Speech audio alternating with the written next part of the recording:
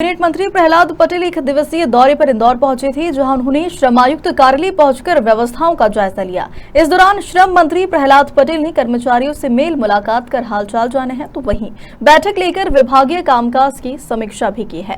श्रम आयुक्त कार्यालय पहुंचे मंत्री प्रहलाद पटेल ने विभागीय कामकाज को लेकर समीक्षा की, जिसमें उन्होंने प्रदेश सरकार की ओर से मजदूरों के हितों के लिए चलाई जा रही योजनाओं के क्रियान्वयन संबंधित जानकारी प्राप्त की है। साथ ही उन्होंने अलग अलग पेंशन योजनाओं को लेकर समीक्षा भी की है। आज मेरा पहला दिन है कि मैं अपने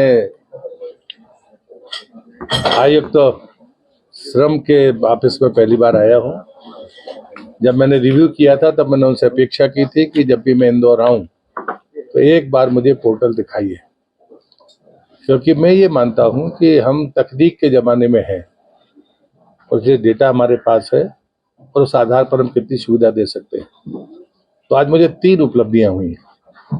पहले तो हमारे न्यू ऑफिसर्स भाई बहन, उनने ज्वाइनिंग के बाद मैं पहले उस बैच से मिला हूँ। ये मेरे लिए भी अच्छी बात है, क्योंकि हमारे इस विभाग में अभी लोगों की कमी बहुत है और काम बड़ा है।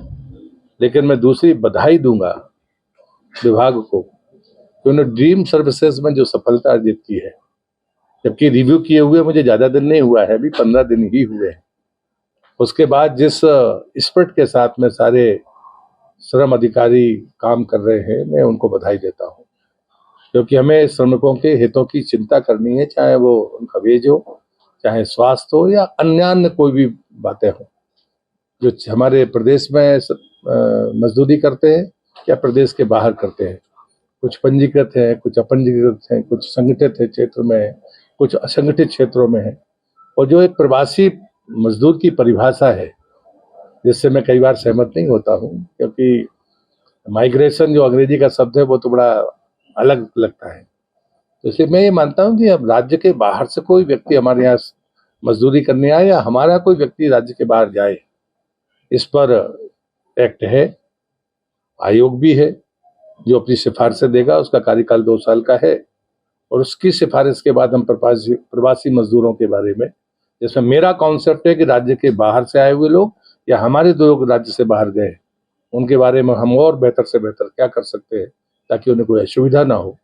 इस बात के लिए पूरी टीम जवाबदेही के साथ काम करेगी। मैं फिर से उनको बधाई देता हूँ। सर, आप 60 साल के बाद पेंशन देने की भी बात कर रहे थे मजदूरों को, उसके बारे में क्या आगे प्रोसीजर? मुझे लगता है कि कुछ मिसलीड सा हुआ है। अटल जी के समय में 2 बीमा योजनाएं प्रारंभ हुई थी, उसमें पेंशन स्कीम भी थी, जीवन ज्योति और अटल पेंशन योजना।